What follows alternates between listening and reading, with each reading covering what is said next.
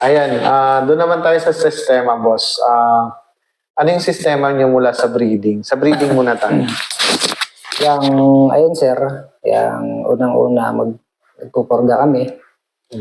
Tapos, katapos magpurga, flushing, bago namin pinapasok yung vitamins.